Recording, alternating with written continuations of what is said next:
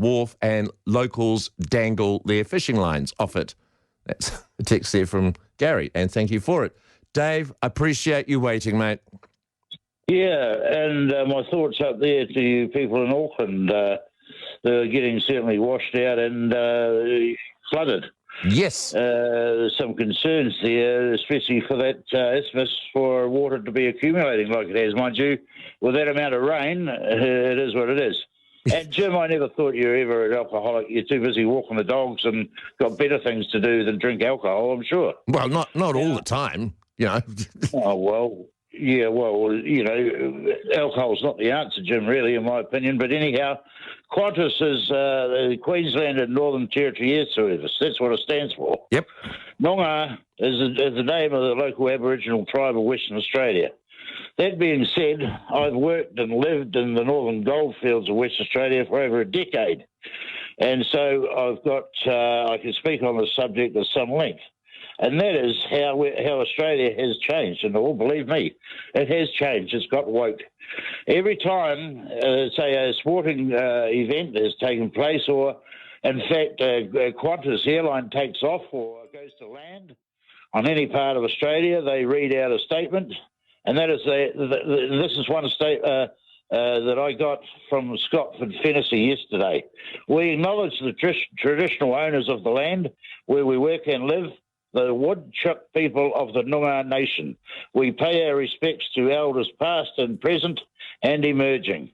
Now, this spiel is said on any Qantas flight or generally before a sporting fixture or otherwise an event that's held in Australia.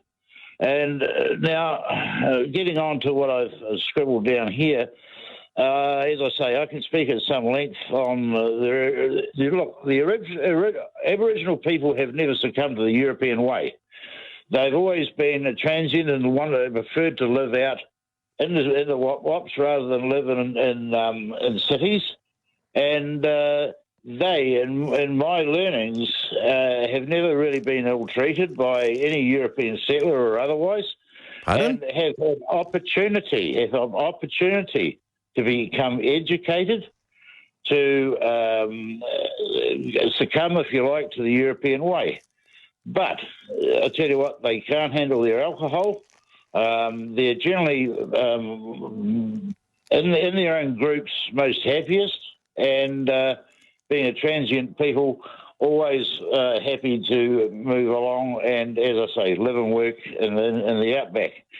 Now, look, Jim, I can speak about one house that I know about in Coolgardie. It's called the $1 Million Homes West Home, where the floor was constantly being torn up during summertime and fires built in ovens, and they had to replace the glass and windows with plexi airplane glass because it'll be broken, and the floors were constantly ripped up and the front door ripped off and replaced constantly. They called this Homes West house the $1 Million Home because of the fact that they constant repairs on it because they house the Aboriginal people. Yeah. Now, Australia has got incredibly woke. I can speak about one time I was driving out of the Capricorn Roadhouse, and there was lights and flashing ambos, and I thought I was a booze bust checkpoint.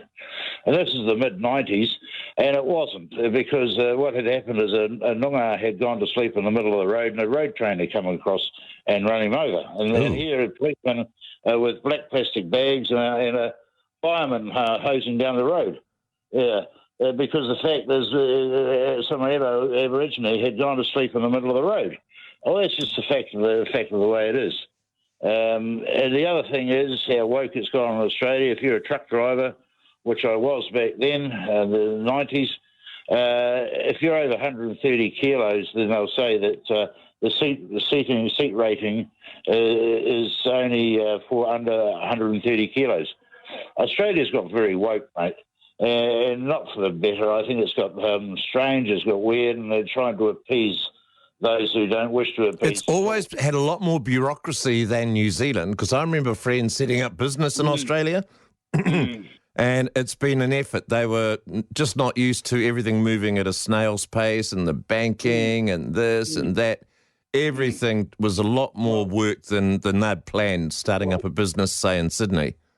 Well, Jim, for us, we would work. I still actually started over there as a shop price labourer, worked my way up from there. Basically, I've come from the bottom, being a young 19-year-old Kiwi boy working over there.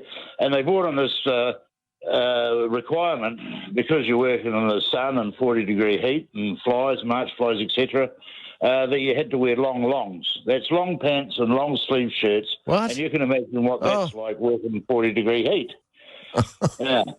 So, I mean, you're right. They actually brought in this business of UV sun damage to your skin and what have you, and wearing a hard hat. And just to me, and working outside as a shop floor as labourer, as I was back then, just making it difficult, and it's made policy made by people who are sitting in an office and push a pen.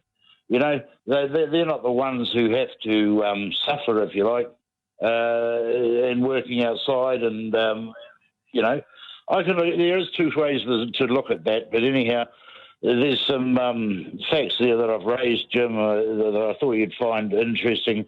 And in my understanding and learning is that the Aboriginal people a lot of young people were taken in by European families, and they have bettered themselves, if you know what I'm saying. Yeah, that's what they call the stolen generation, isn't it? Oh, stolen generation, my a-hole. I mean, they look. Well, no, that's what they're calling them, you know. Yeah, of course they do. But they also say, oh, we were so poorly treated. Nonsense. I mean, look, Europeans went there, basically started off as a colony, a prison colony, but they learnt so much from the Aboriginal people and embraced them. Europeans tried to embrace them.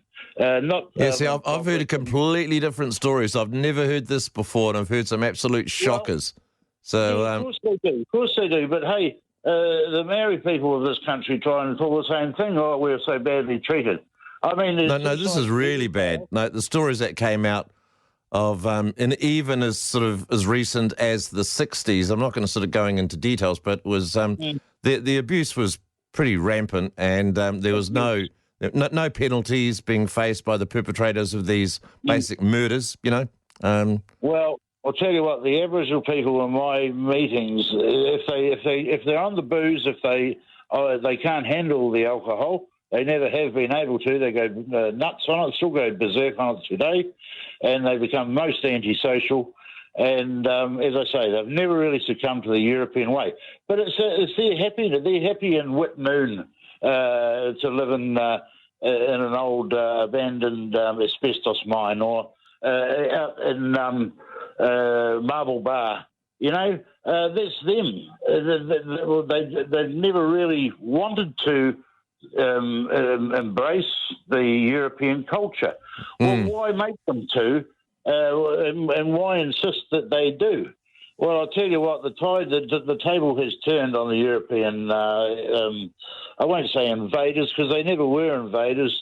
They're the people, and they brought the European culture. And if they wish to embrace the European culture and become one as a people, as a nation, then they'll find out they're a lot better off. Their living standards will greatly improve. They'll become educated and be able to make up their own mind, all right, one way or the other. And we'll leave it there, I think, Dave. Good morning. All right, cheers, mate. Thank you for that. Quite a bit of flack on the text machine. Probably the most